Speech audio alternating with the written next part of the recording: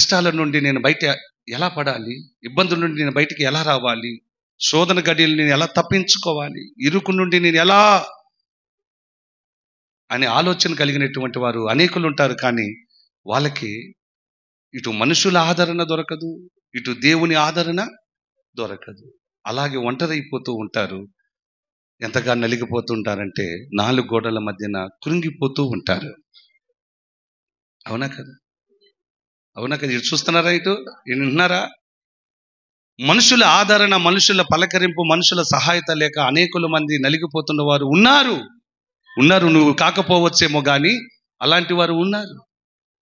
వారందరిని బట్టి ఈరోజు పరిశుద్ధాత్మ దేవుడు మాట్లాడాలని ఆయన ఆశ కలిగి ఈరోజు పనికి మాలిన వాడను, బలహీనుడను, అపాత్రుడను నన్ను నిలబెట్టుకుని మీ అందరితో మాట్లాడాలని నా ప్రభు ఆశ కలిగి ఉన్నాడు. స్తోత్రం చెప్పండి గట్టిగా. కృంగిన వేలలో నేనుండినా అపహాస్యముగా నే మారినా, కృంగిన వేలలో నేనుండినా అపహాస్యముగా నే మారినా, నాకున్న బలము నీవేనయ్యా,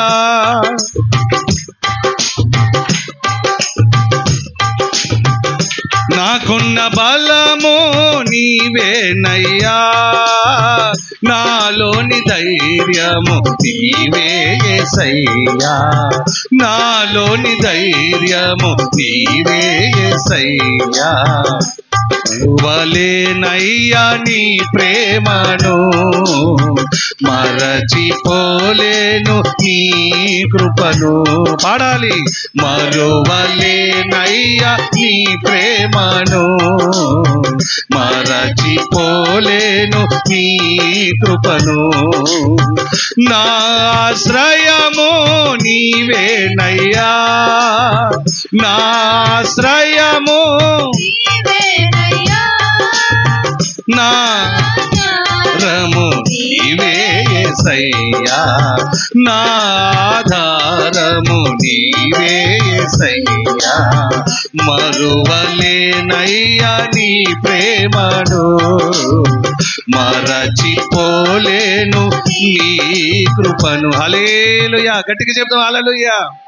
ప్రార్థన ఎంత బలమైనదో చాలా మందికి తెలియదండి. ఇటేనండి, చాలా మందికి తెలియదు.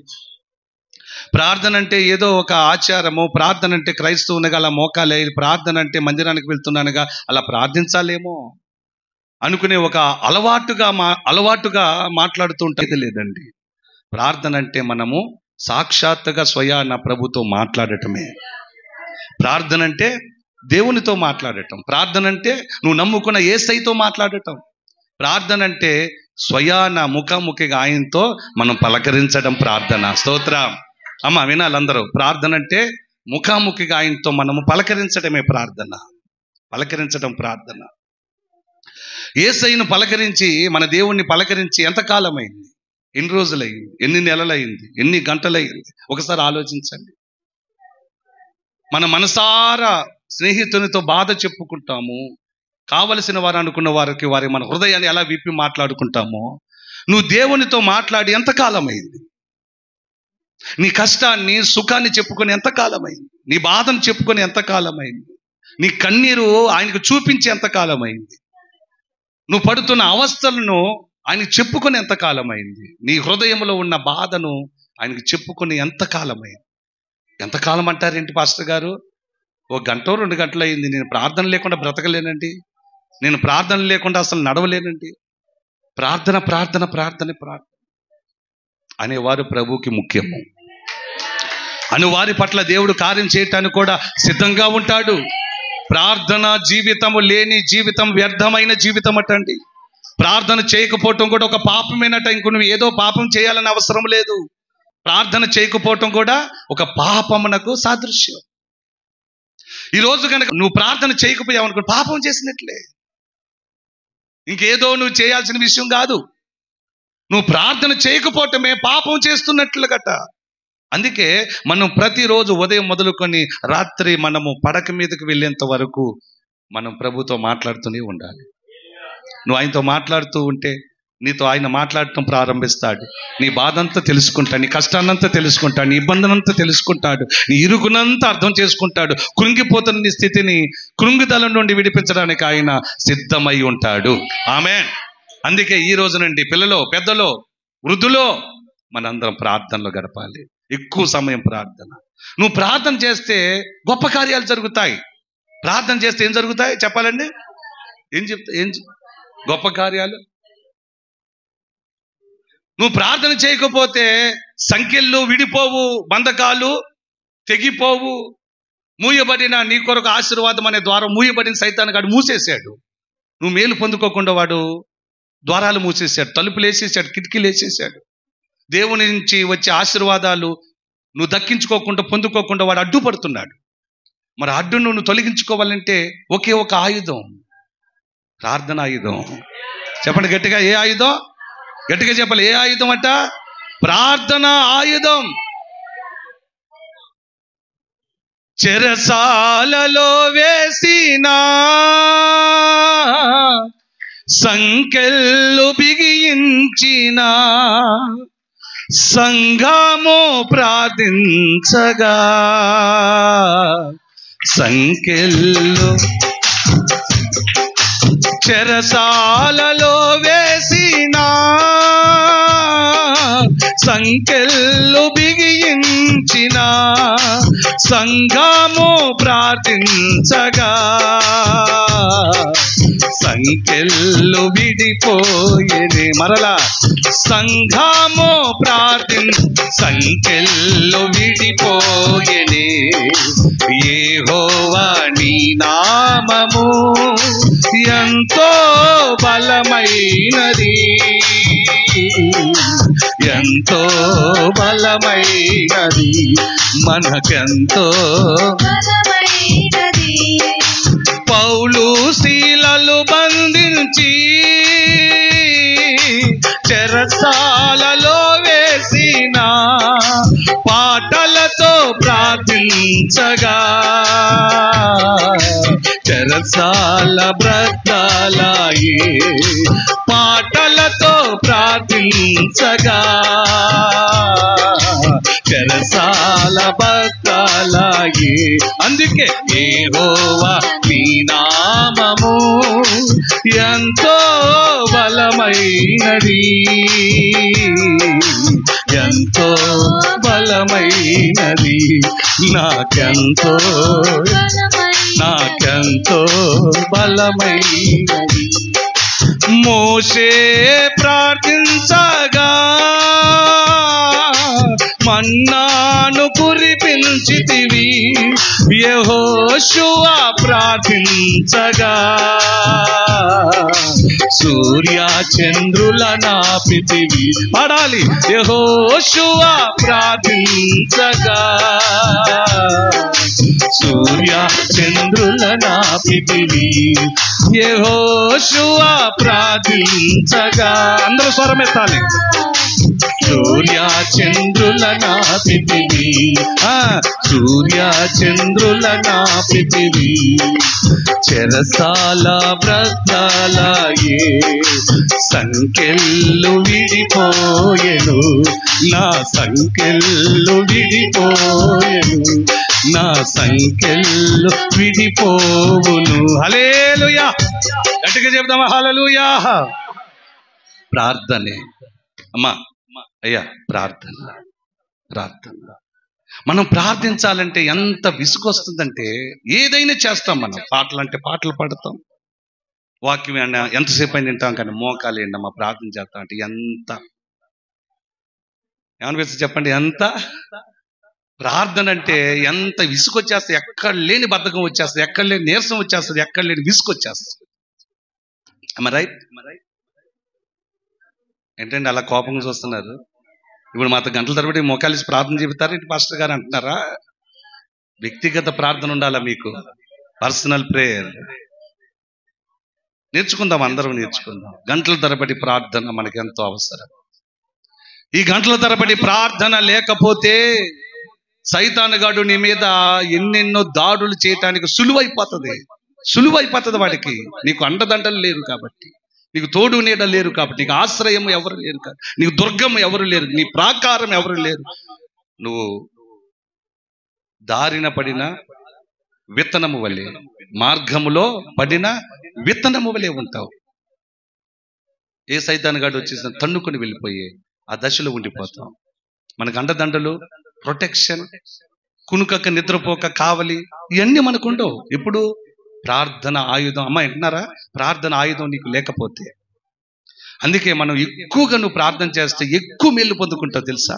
ఎక్కువ ప్రార్థన చేస్తే ఎక్కువ బలం నీకు వచ్చేస్తే, ఎక్కువ ప్రార్థన చేస్తే ఎక్కువ ఆరోగ్యం వచ్చేస్తే, ఎక్కువ ప్రార్థన చేస్తే నీకు ప్రొటెక్షన్ పరలోకం నుండి దిగి వస్తుంది. ఆమేన్. గొప్ప సరఫరా పంపిస్తాడు నీ కోసం ఆయన. అందుకే మనం ఎక్కువ ప్రార్థన చేయాలి. ఏ సమస్య, గడ్డు సమస్య, ఎదిరించలేని సమస్య, బాధకు గురైపోతున్న సమస్య, నువ్వు పోరాడలేని సమస్య అయితే నువ్వేం చేయాలి తెలుసా? మోకాలేస్తే సమస్య గడగడలాడుతుంది, శోధన గడగడలాడుతుంది, వణుకుతుంది, జంకుతుంది, భయపడుతుంది, సమస్య బెదిరిపోతుంది. ఎప్పుడో తెలుసా? నువ్వు మోకాలేసినప్పుడు.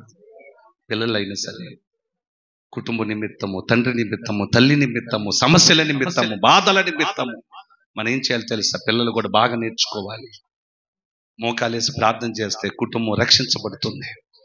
కుటుంబాలలో ఉన్నటువంటి ఏ సమస్య అయినా, శోధన అయినా ఇట్టే పరిష్కారము ప్రార్థన ద్వారా దొరుకుతుందండి.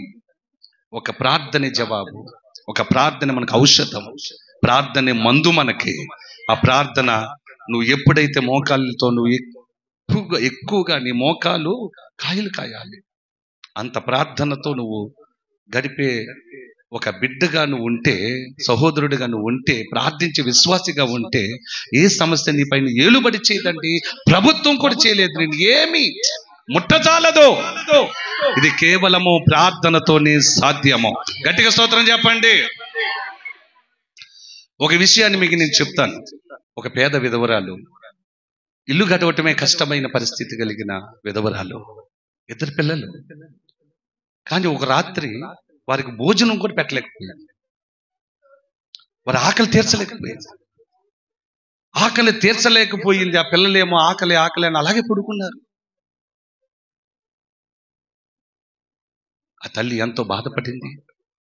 ఆ రాత్రంతా ప్రార్థన చేసింది, ప్రభువా నేను తినకపోయినా ప్రభువా నా పిల్లలకైనా కాస్తంత వారి కడుపు నింపితే ఎంతో బాగుండును అనుకున్నానయ్యా, కానీ వారి పెట్టలేని పరిస్థితి అయిపోయింది అని రాత్రంతా కన్నీరు కార్చి ప్రార్థించిందంటండి. రాత్రంతా కన్నీరు కార్చి ప్రార్థించి, ప్రభువా నువ్వు ఏం చేస్తావో నాకు తెలియదు, కానీ వీరు కడుపు నింపబడాలి, వీరి ఆకలి తీరాలి, వీరికి నువ్వు ఏం చేస్తావో నాకు తెలియదు ప్రభువా, నా ప్రార్థనను ఆలకించండి. రాత్రంతా పెనుగులాడింది, రాత్రంతా ప్రార్థించిందంటే. పేదవ వివరాలు ఎవరు సహాయం చేస్తారు? ప్రార్థించి ఒక నమ్మకంతో బేకరీ షాప్కి వెళ్ళిందంటండి. బేకరీకి వెళ్ళి, నాన్న అయ్యా నా పిల్లలు ఆకలితో ఉన్నారు, వాళ్ళకి ఒక 2 రొట్టెలు ఇస్తే వారు కడుపు నింపబడుతుంది, ఆకలి తీరుతుంది. కానీ ఒక మాట, ఈ 2 రొట్టెలు కొనటానికి నా దగ్గర డబ్బులు లేవయ్యా, నేను ఇవ్వలేను, కానీ ఒకటి చేస్తాను, నీకోసం, నీ కుటుంబం కోసం, నీ వ్యాపారం కోసం నా ప్రభుకి చెప్పే ప్రార్థన చేస్తాను అన్నట్టు. ఏమంటే ప్రార్థన చేస్తాను, ఇంతకు మించి నా దగ్గర డబ్బులు ఏమి లేవు, ప్రార్థన చేస్తానంటే అతడేమో నాస్తికుడు, దేవుని గురించి అంతగా తెలియనటువంటి నాస్తికుడు, దేవుడు లేడు అనేటటువంటి మనస్సు కలిగిన వాడు. అపహాస్యం చేస్తున్నాడు, హేళన చేస్తున్నాడు, నవ్వుతున్నాడు. ఏంటి నువ్వు ప్రార్థన చేస్తే నేను రొట్టెలు ఇచ్చేయాలా? అవునయ్యా, అయితే నువ్వు ప్రార్థన ఎంత బలమైందో నేను చూస్తాను, తూకం వేసి చూస్తాను అన్నాడట. అవునా, అయ్యా తూకం వేయి, నా ప్రార్థన తూకం వేసి ఆ తూకానికి ఎంత తూగుతాయో ఆ రొట్టెలు ఇచ్చి తీసుకొని వెళ్తానంది. నమ్మకంగా రాత్రంతా ప్రార్థించిందిగా, నమ్మకంగా ప్రార్థించిందిగా. దేవుడు కార్యం చేస్తాడు. నన్ను ఇక్కడి నుంచి వృధాగా పంపించడు, వ్యర్థంగా పంపించడు, ఊరికనే పంపించడు, ఖాళీగా పంపించడు. నా ప్రభు కార్యం చేస్తాడని అతని దగ్గర ఒక పేపర్ తీసుకొని ఆ పేపర్లో ప్రార్థన రాసింది అతని కోసం. అయ్యా ఇతన్ని దీవించు, వ్యాపారాన్ని దీవించు, ఈ కుటుంబాన్ని దీవించు అని ఒక 4 ముక్కలు రాసి పేపర్లో ఆ కాటాలు వేసిందంటండి. ఒకవైపు వేస్తే సమానంగా ఉన్న కాట అలాగ బరువు ఎక్కిందంటండి. ఒకవైపు అలా బరువు ఎక్కిందంట. మన తూకం రాళ్ళు వేస్తామే ఏమంటే అలా బరువు ఎక్కిపోయేసరికి ఆశ్చర్యపడ్డాడు ఈ బేకరీ వాడు. సరే చూద్దామని ఒక 4 రొట్టెలు వేసి, ఫస్ట్ ఒక 2 రొట్టెలు వేసాడట. అయినా తోకట్లేదు. అయ్య బాబు అని ఒక 4 రొట్టెలు వేసాడు, 5 వేసాడు, 10 వేసాడు. గడగడ గడగడ వణికిపోతున్నాయి. అరే ఒక పేపర్ ముక్క ఈ కాటాను ఏంటి ఇంత బరువు చేసింది? 2 రొట్టెలు అడిగింది, నేను ప్రార్థన చేస్తానంది, నేను ఎగతాళి చేశాను. కానీ ఏమో ఈ అద్భుతమైనటువంటి మహాకార్యము, ఈ ఆశ్చర్యకార్యం ఇలా ఎలా జరుగుతుంది అనుకొని వణికిపోయాడంటండి ఆ బేకరీ యజమాని. ఒక కాగితము, ప్రార్థన కాగితము తన దగ్గర ఉన్న రొట్టెలన్నిటినీ ఏమండి తోకగలిగినటువంటి ఆయుధంగా మార్చబడింది అటండి. దేవుడికి స్తోత్రం. గట్టిగా చెప్పండి హల్లెలూయా. వణికిపోయాడండి బేకరీ వాడు. వణికిపోయి, అమ్మా నీకు వందనాలు, నీకు దండం పెడతా తల్లి, ఇక్కడ నుండి 2 రొట్టెలు కాదు ఈ రొట్టెలన్నీ పట్టుకుపో తల్లి, ఈ 2 కాదు ఈ రొట్టెలన్నీ పట్టుకుపో అన్నాడట. చేతులు పెట్టగానే దేవునికి స్తోత్రం చెప్పి ఇంటికి గబగబా పరిగెత్తుకొని తన పిల్లల ఆకలిని తీర్చుకుందట. అంటే దేవుడికి స్తోత్రం. ఇదంతా ఎలా జరిగిందంటే ప్రార్థన వలన. చెప్పాలి అందరూ, ప్రార్థన వలన మాత్రమే జరుగుతుందండి. మీరు నమ్మితే కనుక నీ సమస్య ఎలాంటిదైనా, నీ శోధన ఎలాంటిదైనా, నీ శాపము లాంటి సమస్య అయినా నా దేవుడు ఇట్టే పరిష్కరిస్తాడు. ఆ శాపం అనే కాడిని విరగొడతాడు. ప్రార్థన ఆయుధం పట్టుకొని నిలబడు. ప్రభువా ప్రార్థన నేర్పయ్యా, ప్రార్థించకుండా నేనుండలేనయ్యా. ఏముండాలి? ప్రార్థించకుండా ఉండలేను అనే మాట నీళ్ళు వచ్చి రావాలి. దేవుడికి స్తోత్రం. ఈ సమస్య ఎలాంటిదైనా చెప్తున్నాను సేవకునిగా. దేవుని యొక్క గ్రంథము పరిచయస్తుడిగా చెప్తున్నాను. దేవుని వాక్యాల పరిచయస్తుడిగా చెప్తున్నాను. ఈ లేఖనాల ఆధారాలు ఎలాంటివి మీకు చెప్తున్నాను. నువ్వు మోకాలేసావనుకో యేసయ్య పాదాల దగ్గరకు వచ్చి, తీరనంటూ సమస్య ఏది ఉండదండి. ఇది తీరదు అంటానికి నోట కూడా రాదంటండి. ఇది తీరిపోదు, ఇది జరగదు, ఇది మేలు పొందుకోను అనే ఒక అవిశ్వాసం అనేటువంటి పలుకు కూడా నీలోంచి రాకుండా ప్రార్థన కార్యం జరిగిస్తుందటండి. గట్టిగా స్తోత్రం చెప్పండి, గట్టిగా హల్లెలూయా. నమ్ముతున్నారా? ఇప్పటికైనా ప్రార్థన ఏం చేస్తుందట? జవాబిస్తుంది. ఇక్కడ నుండి మీరు బయలుదేరేటప్పుడు ఈరోజు దేవునితో ఒక్కసారి దేవునితో నువ్వు మాట్లాడు, నీ మనసుతో మాట్లాడు. ఈరోజు ప్రభువా ప్రార్థనలే నా జీవితంలో ఇక నుండి నేను ప్రార్థన చేస్తాను ప్రభువా. ఇంతవరకు ఒక 5 నిమిషాలు పట్టుమని కూడా ప్రార్థించను, పట్టుమని ఒక కన్నీటి చుక్కలు కూడా రాల్సిన. ఇన్ని సమస్యలు నా ఇంట్లో వస్తున్నాయి, ఇన్ని బాధలు నా ఇంట్లో వస్తున్నా, ఇన్ని ఇబ్బందులు నా ఇంట్లో ఉన్నా, ఇన్ని రోగాలు నా ఇంట్లో ఉన్నా, ఇన్ని అప్పులు నా ఇంట్లో ఉన్నా, సమాధానం లేని బ్రతుకులు అయి ఉన్నా, ఏదో చూసి చూడనట్టుగా వెళ్ళిపోతున్నాను. కానీ మోకాల అనుభవంలో వచ్చి ప్రార్థన చేస్తే ఈ సమస్య అంతా తీరిపోతుందని ఒక ఆలోచన కూడా తట్టట్లేదయ్యా.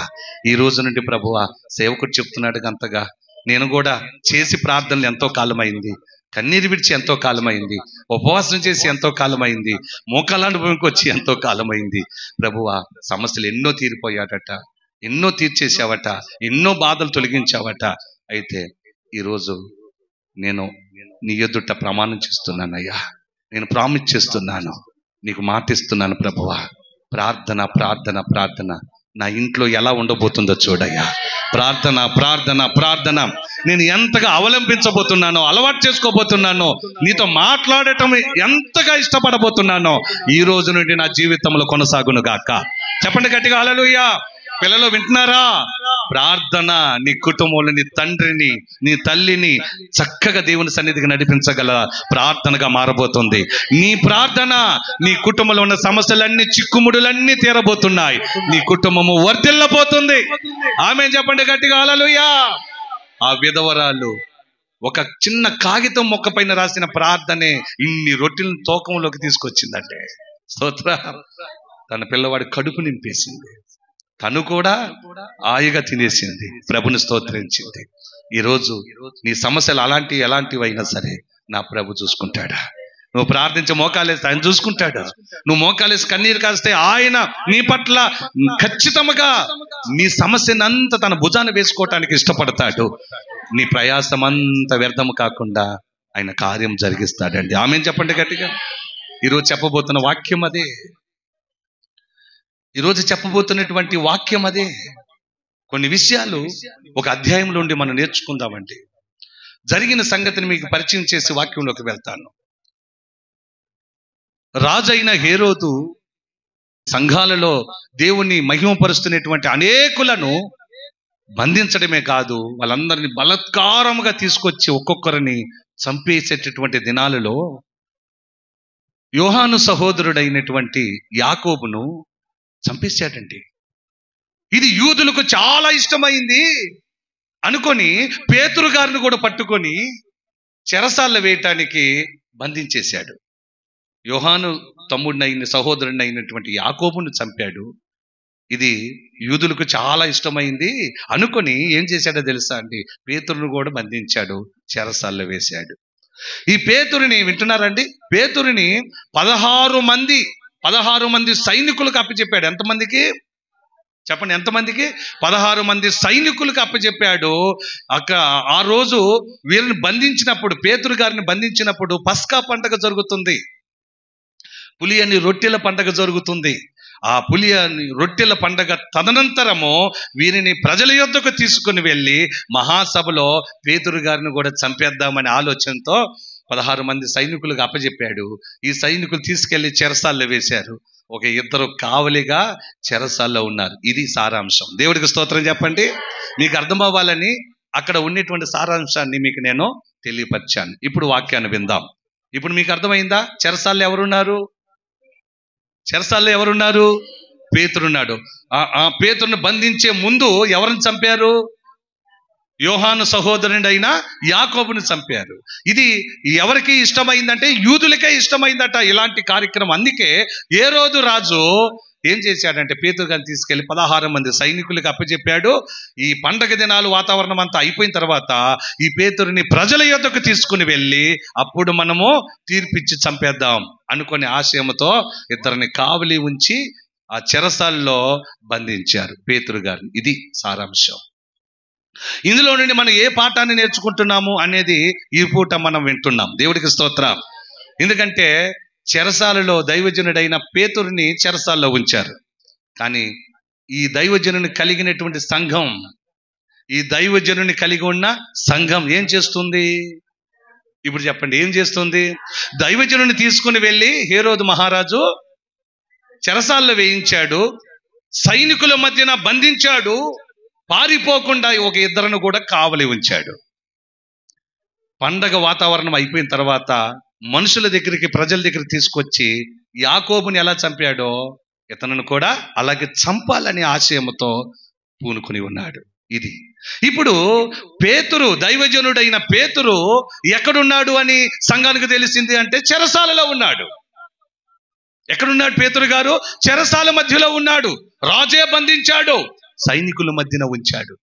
రేపో మాపో చాలా భయంకరమైన సన్నివేశం పేతురుకి జరగబోతుంది. పేతురు ఉంటాడో పోతాడో, చంపుతాడో చంపరో తెలియని మధ్యలో ఉన్నారు సంఘం. అయితే ఇప్పుడు సంఘం ఏం చేసింది చెప్పాలండి? సంఘం ఏం చేసింది? చెప్పాలి అందరూ. సంఘం ఏం చేసింది? ప్రార్థన చేయటం ఏంటంటే, చాలా మంది అధికారులు ఉన్నారు, చాలా మంది డబ్బు గల వాళ్ళు ఉన్నారు, ధనం కలిగిన వారు, మాట సాయం చేసేవారు ఉన్నారు. రికమెండేషన్ మా పేతురైన దైవజనుడిని మాకు విడిపించండి అనే రికమెండేషన్ కోసం పాకులాడారా, పరిగెత్తారా, మనుషులను ఆశ్రయించారా, అధికారులను ఆశ్రయించారా? ఎవరిని ఆశ్రయించాలా? మరి ఎవరిని ఆశ్రయించారు? గట్టిగా చెప్పండి, ఎవరిని ఆశ్రయించారు? సంఘమంతా దేవునిని ఆశ్రయించారండి. దేవుని పాదాలు పట్టుకోవటం ప్రారంభించారు. వారు ఎలా వారి ప్రార్థన ఎలా ఉందంట? 12వ అధ్యాయం 7వ వచనం చూడండి ఒకసారి. 12వ అధ్యాయం 7వ వచనం చదవండి అమ్మా.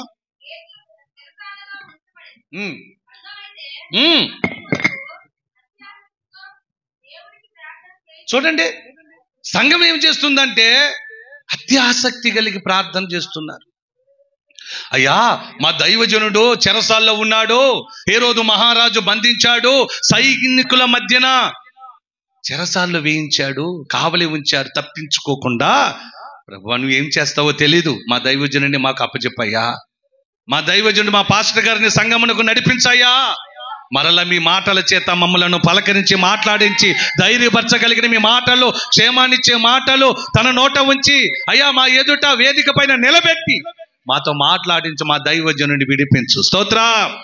బంధకాల నుండి మా దైవజనుడిని విడిపించి మా మధ్యలోకి తీసుకురామని ఇప్పుడు సంఘమంతా ఎలా ప్రార్థన చేస్తున్నారంట? అత్యాసక్తితో ప్రార్థన చేయాలి. ఎలా చేయాలి ప్రార్థన ఎలా చేయాలి? మనం ఏదో అయ్యగా చేయమన్నారు, స్తోత్రం ఆమేన్ కాదు. ఏదో అయ్యగా చేయమన్నారు, ఇంట్లోకి వెళ్ళి ప్రభువా స్తోత్రం, మా పరిస్థితులను తెలుసు కదయ్యా, పరిస్థితులను విడిపించు ఆమేన్ అంటాం కాదు. నీ సమస్య ఎంత గోజాడి ప్రభుతో చెప్పుకో. నీ ప్రార్థన ఎలా ఉండో తెలుసా? ఆసక్తిగా చేయాలి. ఎలా చేయాలంటే మత్తయి సువార్త 21వ అధ్యాయం 22వ వచనంలో ప్రభు చెబుతున్నాడండి. చూడండి, ఆ మాటను కూడా మనం ఒకసారి చదువుదాం. మత్తయి సువార్త 21వ అధ్యాయం 22వ వచనంలో ఇదిగో మరియు మీరు ప్రార్థన చేయునప్పుడు మీరు వేటిని అడుగుదురో అవన్నీ ఏమయ్యాయంట? దొరికాయి. దేవుడికి స్తోత్రం. నాకు దొరికాయి, నాకు జవాబు వచ్చింది, నాకు మేలు వచ్చింది, నేను పొందుకొని ఉన్నాను, నా దేవుడి కార్యం చేశాడు, నా చేతులకు అప్పచెప్పాడు, నాకు అనుభవాన్ని ఇచ్చాడు, నా ఇంటిలో చేర్చాడు అనుకొని మనం ఏం చేయాలంటే నమ్మాలి. స్తోత్రం. నువ్వు ప్రార్థన చేయున్నప్పుడు అవన్నీ నాకు దొరికాయని నువ్వు నమ్మాలి. నువ్వు నమ్మకుండా నేను ప్రార్థన చేసి వచ్చాలండి అంటే అది ప్రార్థనగానే ఉండిపోతుంది, జవాబుగానే ఆగిపోతుంది. స్తోత్రం. కానీ నీ ప్రార్థనలు ఏముండాలంట? నమ్మకం ఉండాలి. నీ ప్రార్థనలు ఎలా ఉండాలి బ్రదర్? నమ్మకంగా ఉండాలి, ఆసక్తిగా ఉండాలి నీ ప్రార్థన. నా దేవుడు చేయబోతున్నాడండి, అంతే అమ్మా, నా దేవుడు చేయబోతున్నాడు, మేలు జరగబోతుంది, కృప పొందుకోబోతున్నాను, దయ కలిగి ఉన్న నా దేవుడు దయాస్వరూపుడు, కరుణామూర్తి అయిన నా ప్రభు నాకు జవాబు ఇచ్చేస్తున్నాడండి అనే ఒక విషయాన్ని నువ్వు నీ హృదయములో నాటబడాలి. సంఘం అయితే అత్యాసక్తితో ప్రార్థన చేస్తుంది. ఏమని ప్రార్థన చేస్తుందంటే మా దైవజనుడికి విడుదల కావాలి, బంధకాల్లో ఉన్న మా దైవజనుడు మా మధ్యకి రావాలి, బంధించబడిన చెర నుండి, సంఖ్యల మధ్యలో నుండి నువ్వు ఏం చేస్తావో ప్రభు మాకు తెలియదు, కానీ మా మధ్యలో నిలబడి మా దైవజనుడు వాక్యమును బోధించాలి. శత్రువుల నుండి విడుదల కలిగి ఉండాలి, విరోధుల నుండి విడుదల కలిగి ఉండాలి, సంఖ్యల నుండి విడుదల కలిగి ఉండాలి, బంధకాల నుండి విడుదల కలిగి ఉండాలి అని అత్యాసక్తితో ప్రార్థన చేస్తున్నారంటండి. వారు అత్యాసక్తితో ప్రార్థన చేస్తూ ఉంటే మరి ప్రార్థనకు ఏ మేలు జరిగాయి? ఒక 7 విషయాలు చెప్తాను. అక్కడే 7 విషయాలు చెప్తాను మీతో.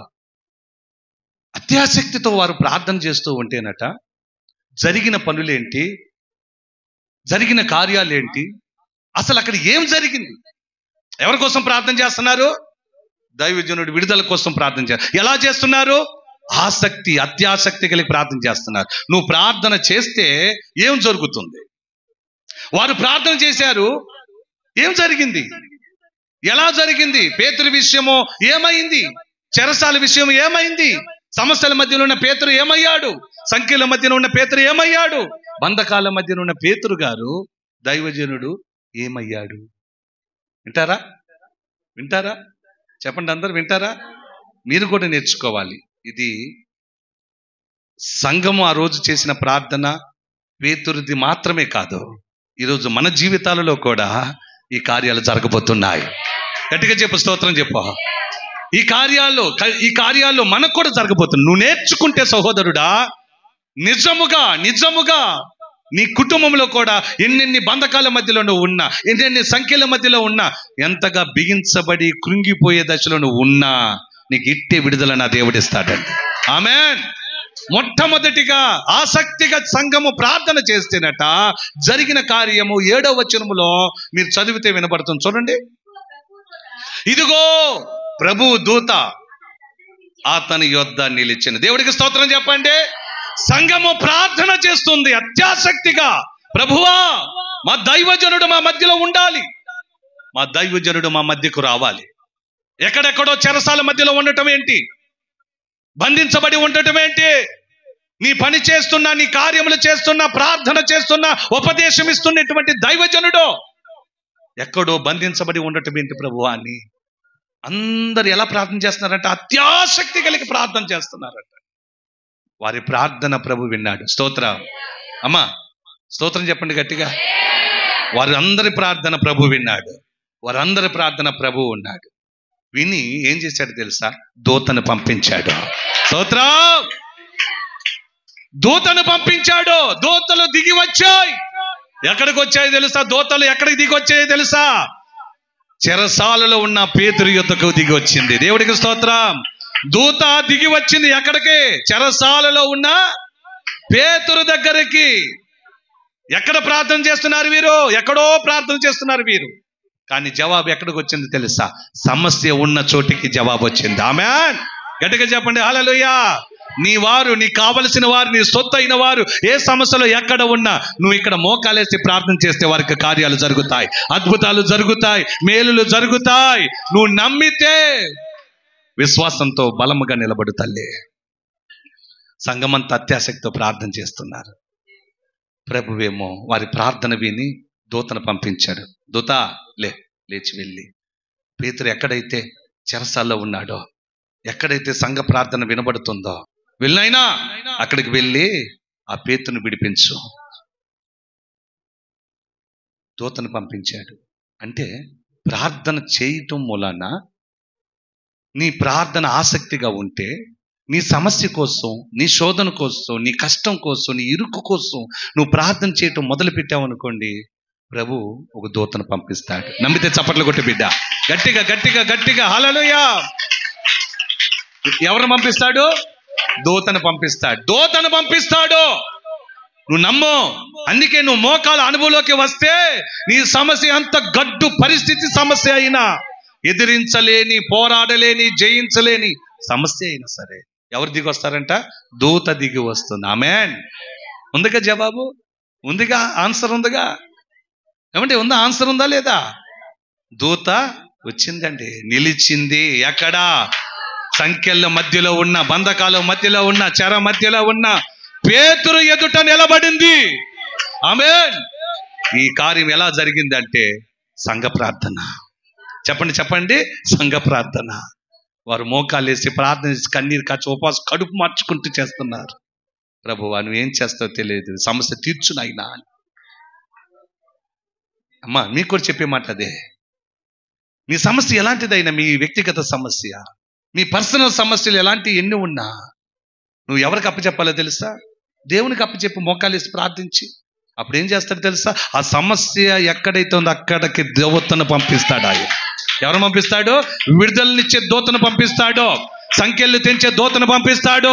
బంధకాలు చెప్పండి తెగిపోయేటటువంటి పరిస్థితిలోకి నడిపించడానికి దూతను పంపిస్తాడు. ఆమేన్ చెప్పండి. ఇక్కడ పేతురు విషయంలో మాత్రమే కాదండి, పేతురు విషయంలో మాత్రమే కాదు దూత దిగి వచ్చి తను కాపాడింది.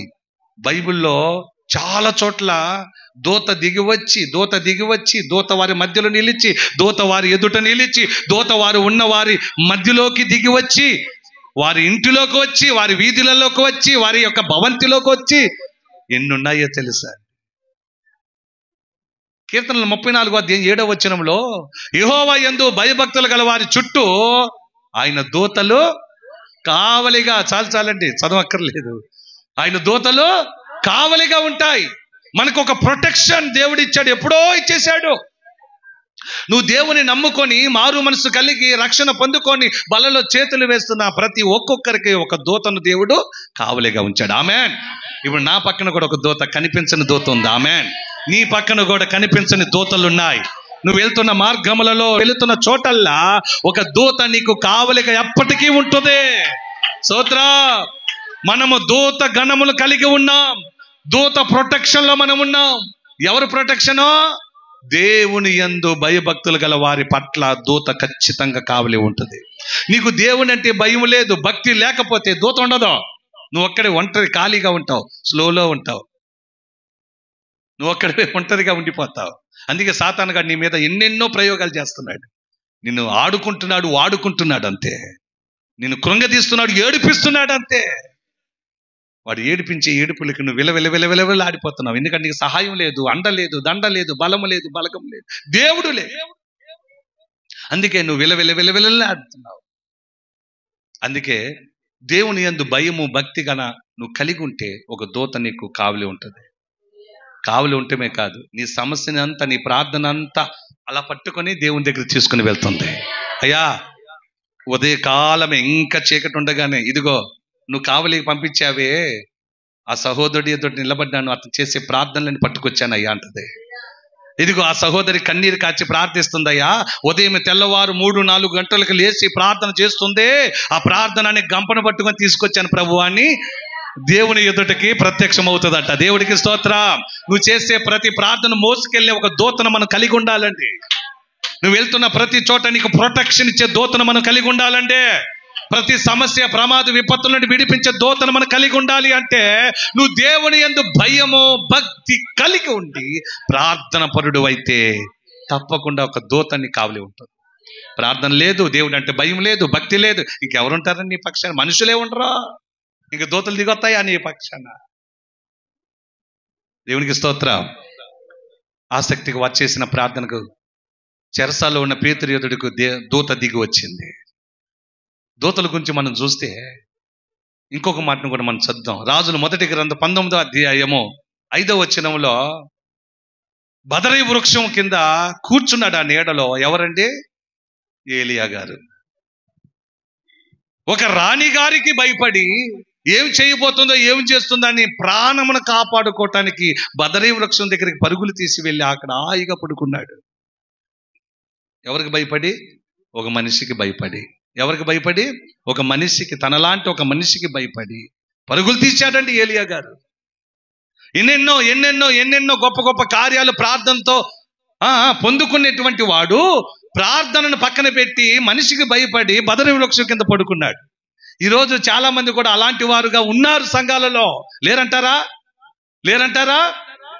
మన ప్రార్థనతో ఎన్నో మేలులు పొందుకొని, ఎన్నెన్నో అద్భుతాలు జరిగించుకొని, ఎన్నెన్నో గొప్ప కార్యాలు దేవుని ద్వారా జరిగించుకొని, అప్పులు తీర్చుకొని, సంఖ్యల నుండి బయటపడి, బంధకాల నుండి బయటపడి, ఎన్నెన్నో ఎన్నెన్నో కార్యక్రమాలు దేవుని ద్వారా పొందుకున్న వారము. కానీ ఒక్కొక్క సమస్య వచ్చినప్పుడు ఈ ప్రార్థన జీవితాన్ని మర్చిపోతూ ఉంటాం. ఈ ప్రార్థనతో పొందుకున్న అద్భుతాలు మర్చిపోతూ ఉంటాం. ప్రార్థనతో పొందుకున్న కార్యక్రమాలు మర్చిపోతుంటాం. దేవుడి కార్యం జరిగిస్తాడనే విషయాన్ని కూడా మర్చిపోతుంటాం. మర్చిపోయి ఏలియాలాగా పరుగులు తీస్తూ ఉంటాం సమస్యలో. ఏలియా ఏడ్చినట్లుగా చింతపడుతూ ఏడుస్తూ ఉంటాం. ఆ బదరీ వృక్షం కింద ఒక్కడే ఉన్నాడు. ఎవరైనా ఉన్నారా? ఎవరైనా ఉన్నారా చెప్పండి. ఎవరిని కూడా మనం రానేమో. నన్ను ఒంటరిగా, ప్లీజ్ నాకు దూరంగా వెళ్ళిపోండి, కాస్త ఒంటరిగా ఉండాలి, ప్లీజ్ లీవ్ మీ ఎలోన్, నన్ను ఒంటరిగా విడిచిపెట్టండి, ఒక్కడనే ఏడవాలి, ఒక్కడనే ఏడ్చుకుంటా గుండెలు బాదుకోవాలి, ఒక్కడనే స్తోత్రం చెప్పండి. నన్ను ఎవరు పలకరించద్దండి, నా దగ్గరికి ఎవరు రాకండి అనేటటువంటి మాటలు లోకంలో ఎన్నో విన్నాం.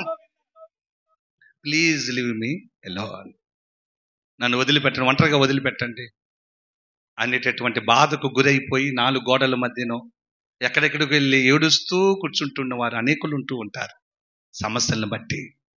మరి ప్రార్థన జీవితం ఏమైంది? బలశూరుడైన దేవుడు ఏమయ్యాడో, శక్తివంతుడైన దేవుడు ఏమయ్యాడు, అద్భుతాలు చేసే దేవుడు ఏమయ్యాడు, ఆ సమయంలో మర్చిపోతూ ఉంటాం. ఆ సమయంలో అలాంటి కార్యక్రమాలు చేసి మేలులు జరిగించిన దేవుణ్ణి అసలు మనసు కూడా తెచ్చుకోం. ఒక్కొక్కసారి మనం ఏం చేస్తాం? ఒంటరిగా ఒక్కదానివి ఏడుస్తూ కూర్చుంటాం. ఏలియా కూడా అదే చేస్తున్నాడు. ప్రార్థన పరుడు, రోషము కలిగిన ప్రవక్త, ఎన్నెన్నో గొప్ప కార్యాలు చేసిన వాడు, ఆకాశం నుండి అగ్నిని దింపినవాడు, ఆకాశములో ఏమంటే మేఘాలన్నిటినీ వర్షం రానివ్వకుండా మూసివేసిన వాడు, ఇంకొక పర్యాయము మేఘాల నుండి వర్షాన్ని ధారాళంగా కురిపించిన వాడు, అద్భుతాలు చేసిన వాడు, దేవుని ద్వారా పొందుకున్నవాడు ఈరోజు ఒక మనిషికి భయపడి పరుగులు తీస్తున్నాడు.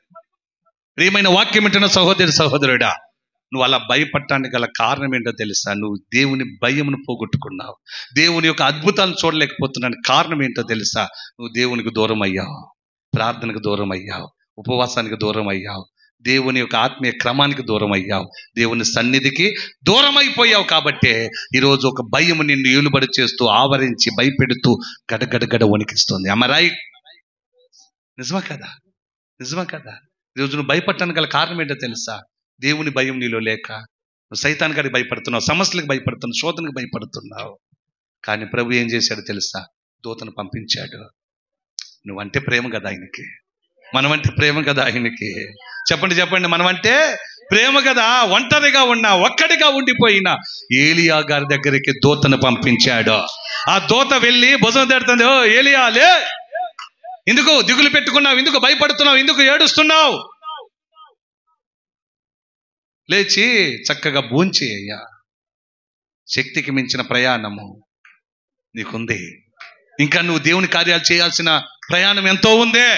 దేవుని పరిచర్య చేయాల్సిన ప్రయాణం ఎంతో ఉంది. దేవుని బోధన బోధించ ప్రయాణం ఎంతో ఉంది. అనేక ఆత్మలు రక్షించ ప్రయాణం ఎంతో ఉంది. నశించిపోతున్న వారిని దైవ సన్నిధిలోకి మోసుకొచ్చే ప్రయాణము ఎంతో నీ భుజాన ఉంది.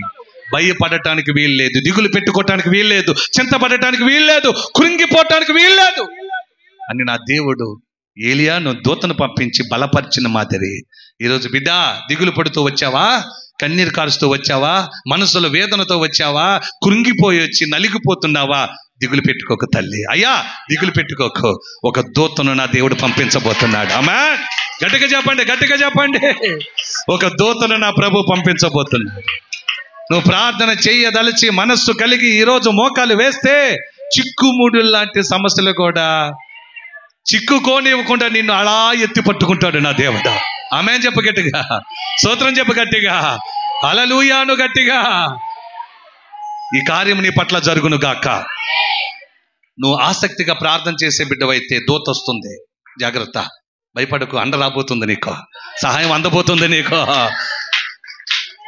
తోడు రాబోతుంది నీకు, ఒక నీడ రాబోతుంది నీకు, ఒక ఆశ్రయము రాబోతుంది నీకు, అండదండలు కృపగలిగిన దూత దిగి రాబోతుంది. ఆమేన్ చెప్పు. నువ్వు మోకాలు వేస్తే సమస్య ఎలాంటిదైనా నా దేవుడు చిటికలో పరిష్కరిస్తాడు నీ సమస్యను. ఆమేన్. గట్టిగా చెప్పు, స్వరమెత్తే. ఎంత చిక్కుముడిలో ఉన్నాడో పేతురు, దైవజనుడైన పేతురు చిక్కుముడిలో ఉన్నాడు. ఇక రేపో మాపో భయంకరమైన విషయం పేతురు జరగబోతుంది. ఇది తెలుసుకున్న సంఘం ఆసక్తిగా ప్రార్థన చేయటం మొదలుపెట్టింది. ఆసక్తిగా ప్రార్థన చేయటం మొదలుపెట్టిన ఆ క్షణమే పరలోకము నుండి ఒక దూత దిగి వచ్చింది. అంటే నువ్వు ప్రార్థన చేస్తే దూత దిగి వస్తుంది. చెప్పండి గట్టిగా. నువ్వు ప్రార్థన చేస్తే సమస్య ఎదుటికి దూత రాబోతుంది, సంఖ్యల మధ్యకు రాబోతుంది, ముడిసిన ముడుల దగ్గరికి రాబోతుంది, చిక్కుముడి దగ్గరికి రాబోతుంది. దూత దిగి రాబోతున్నాడు. దూత ఇక నిన్ను ఫ్రీగా నడిపించబోతున్నాడు, విశ్రాంతిగా నడిపించబోతున్నాడు, ప్రయాసము వ్యర్థము కాకుండా నడిపించబోతున్నాడు. గట్టిగా చెబుదాం, గట్టిగా హల్లెలూయా. ఆయనకు మాత్రమే సాధ్యం. కానీ నువ్వు చేయాల్సింది ఒకే ఒక్క పని, మోకాలేసి ఎంతకాలం అయిందో మోకాల మీద నిలబడి ప్రార్థన చేయి. చేతులెత్తి ఆకాశము తట్టు చేతులెత్తి ప్రభువుని చూస్తూ ప్రార్థన చేయి. ప్రభువా అని ప్రార్థన చేయి. నీ ఆసక్తి ప్రార్థనకు నా దేవుడు గొప్ప జవాబిస్తాడా. సంఘం ఆసక్తిగా ప్రార్థించింది. దూత పేతురు ఎదుటికి నిలిచింది. ఇంకేం చేసింది దూత? విందాం. చూడండి, దూత వచ్చి అనేక కార్యక్రమాలు చేసిన సంగతులు కూడా మనకు బహుగా కనపడుతున్నాయి. చూడండి, ఆదికాండం 19వ అధ్యాయము 15 నుంచి 16 వచనాల్లో కూడా ఓ చక్కటి మనకు కనపడుతుంది. ఆదికాండం 19వ అధ్యాయం 15-16.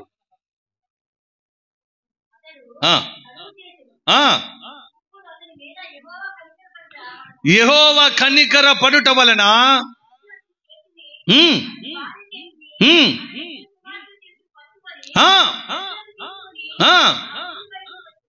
దేవుడికి స్తోత్రం చెప్పండి.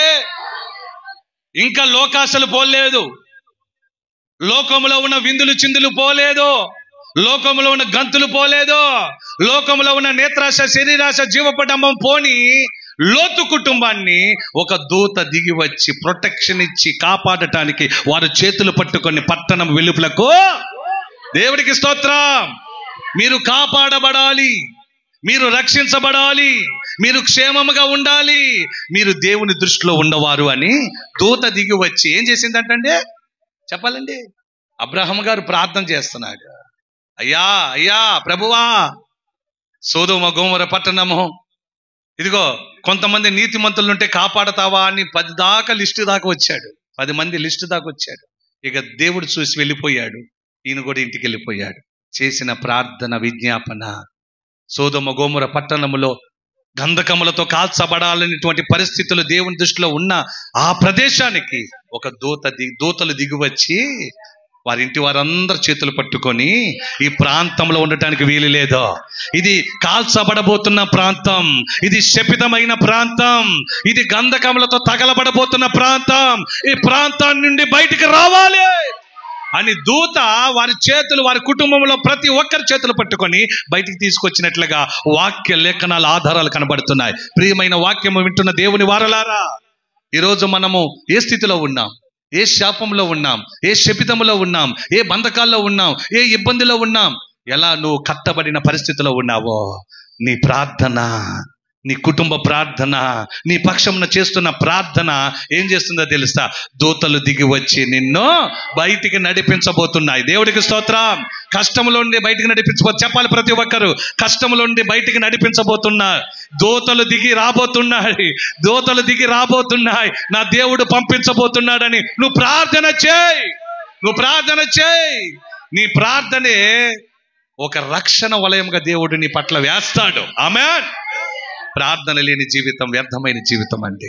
నీకు ప్రొటెక్షన్ ఉండదు, కాపుదల ఉండదు, కంచె ఉండదు, నీ చుట్టూ ప్రాకారం ఉండదు, నీకు అండదండలుగా దూతలు ఉండరు, నా దేవుడు ఉండడు, ఏ మనుషులు నీ పక్షాన్ని నిలబడడు. ప్రార్థన జీవితం కలిగి ఉంటే ఏ మనిషి నీ పక్షాన లేకపోయినా నా ప్రభు దూతను పంపిస్తాడండి.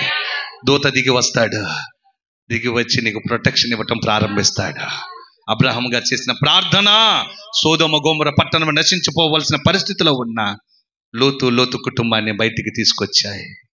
ఈరోజు నశించిపోవటానికి, నీ కుటుంబంలో నశించిపోవటానికి వీల్లేదు. నీ పిల్లలు ఎదుగుదల కృంగిపోతున్నారా? వీలు లేదు. ఏమంటే కొరతలతో బ్రతుకుతున్నారా? వీలు లేదా.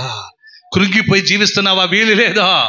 దూతను పంపిస్తాడు నా దేవుడు. నువ్వు విశ్వసించి నువ్వు ప్రార్థన చేయి, దూత దిగి వస్తాడు, నీ చెయ్యి పట్టుకొని బయటికి నడిపిస్తాడు. ఆమేన్.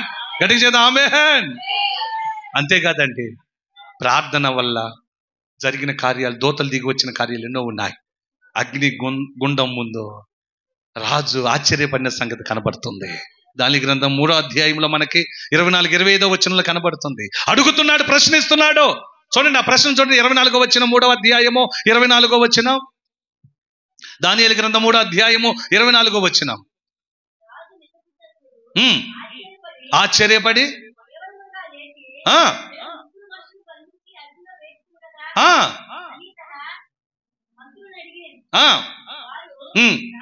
రాజా సత్యమే, మనం ముగ్గురుని వేశాం ఈ అగ్నిగుండంలో. ఏమంటే ఈ అగ్నిగుండంలో ఎంతమందిని వేశాం? ముగ్గురునే వేశాం. చెప్పాలి గట్టిగా, ముగ్గురునే వేశాం. వాళ్ళందరికీ అర్థం కావట్లేదు. అగ్నిగుండంలో ఉండాల్సింది ఎవరు? కాలిపోవాల్సింది ముగ్గురు. ఈ ముగ్గురు కాక ఇంకెవరొక్కరినో చూస్తున్నారు వీరు. వారికి తోడుగా ఇంకెవరినో చూస్తున్నారు, వారికి నీడగా ఇంకెవరినో చూస్తున్నారు, వారికి అండగా దిగి వచ్చిన వారు ఒకరు ఉన్నారట, తోడుగా ఉన్నారట. వారి ముఖమట దూత వలె వెలిగిపోతున్న ముఖమట. గట్టిగా స్తోత్రం చెప్పండి. భయపడకు, నేను అనాథనని, భయపడకు, నాకు ఎవరు లేరని, భయపడకు, నాకు అండదండలు సహాయత లేదని, నీ పక్షమున ఒక దూతను పంపిస్తాడు నా దేవుడు. ఆమేన్, ఆమేన్, ఆమేన్. నీ ప్రాంతం కాని ప్రాంతంలో నువ్వు నివసించ ఒక అవసరత ఏర్పడినా నువ్వు భయపడని అవసరం లేదు. అనాథమైనటువంటి ప్రాంతంలో నువ్వు నివసించాల్సిన పరిస్థితి వచ్చినా భయపడాల్సిన అవసరత లేదు. రాజే ఆశ్చర్యపడ్డాడు. ముగ్గురిని పట్టుకొని వేసిన బంట్రోతులే ఆశ్చర్యపడ్డారు. 25వ వచనంలో కనపడుతుంది చూడండి. అందుకు రాజు, అదిగో నేను నలుగురు మనుషులను చూస్తున్నాను ఏంటి? ముగ్గురిని కదా చూడాల్సిందే, మనం వేసింది ముగ్గురిని కదా, ఆ 4వ వ్యక్తి ఎవరు అని ఆశ్చర్యంగా చూడటం ప్రారంభించాడు. ఏమండి, కనిపించని ఒక దూత మనకు ప్రొటెక్షన్ ఉంది. నమ్మితే స్తోత్రం చెప్పు. భయపడను అని వారు స్తోత్రం చెప్పండి. నా దూత నాకు కావలిగా ఉండబోతుంది, అండగా ఉండబోతుంది. తెలియని విషయాలన్నీ నాకు తెలియపరచబోతుంది. సమయోచితమైన జ్ఞానం నాకు నేర్పించబోతుంది. ఆమేన్, ఆమేన్. గట్టిగా స్తోత్రం. ఏమంటున్నాడండి రాజుగారు? నలుగురిని చూస్తున్నానంటాడా?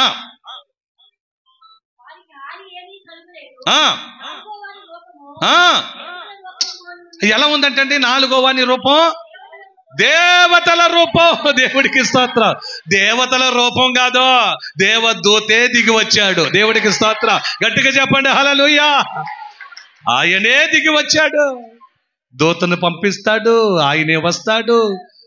ఏమండి, నీకు నాకు ఇంత ప్రొటెక్షన్ ఉండగా, అయ్యా ఉన్నావా, చనిపోయావా, బ్రతుకున్నావా, సింహాలు తినేసాయా అంటే అంటాడు, అయ్యా నా దేవునికి నేను నిర్దోషినిగా కనిపించుతాను కనుక. ఏమన్నాడు? 6వ అధ్యాయం 27వ వచనం చూడండి ఒకసారి. 6వ అధ్యాయము 22వ వచనం. నేను నా దేవుని దృష్టికి నిర్దోషిగా కనిపించుతాను కనుక ఆయన తన దూతను పంపించి, సింహాలు నాకు ఏ హాని, చూడండి, సింహాలు హాని తలపెట్టాల్సిన పరిస్థితులు, నాకు సమస్యలు కొన్ని తీసుకురావాల్సిన పరిస్థితుల్లో, చిక్కులో పడవలసిన పరిస్థితుల్లో, విభ్రాంతి చెందాల్సినటువంటి పరిస్థితుల్లో, కృంగిపోవలసిన పరిస్థితుల్లో, నలిగిపోవలసిన పరిస్థితుల్లో హాని చేయదలిచినవన్నీ ఏమైపోయాయంటండి?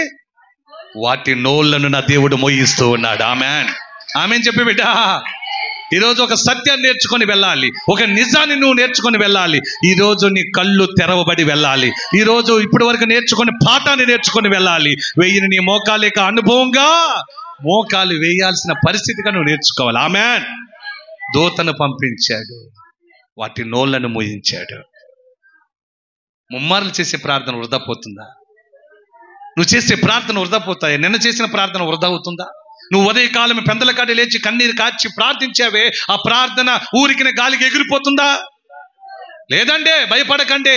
నువ్వు కన్నీరు కార్చి హృదయానుసారముగా మనసార దేవుని వైపు పెట్టుకొని మనఃపూర్వకంగా చేసిన ప్రార్థన అంతా నా దేవుడు ఆలకిస్తూనే ఉంటాడు.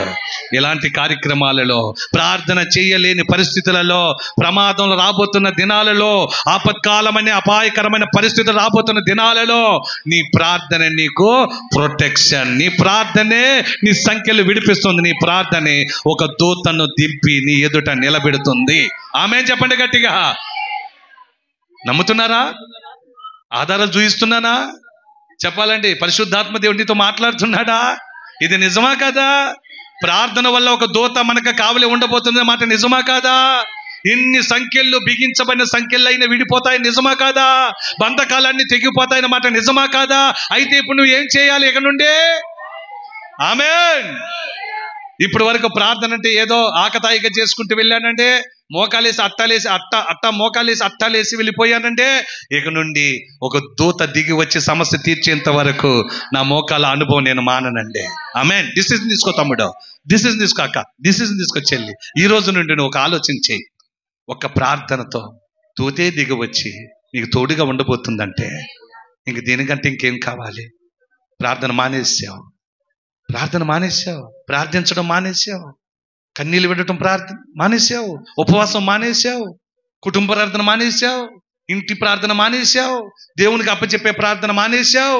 ఇన్ని మానేసి ఏదో బైబిల్ పట్టుకొని మందిరానికి వచ్చేసి మరలా బైబిల్ పట్టుకొని ప్రార్థన అయిపోయిన తర్వాత ఆమేన్ హల్లెలూయా అని మరలా ఇంట్లో బీరువాలు పెట్టేసి మళ్ళీ వారం అంతా ఏదో లోకంలో గడిపేసి మళ్ళీ ఆదివారం రాగానే శుక్రవారం రాగానే మందిరానికి వచ్చి వెళ్తున్న ఆచారంగా నడవద్దు. ఈ రోజు నుంచి మానివేద్దాం.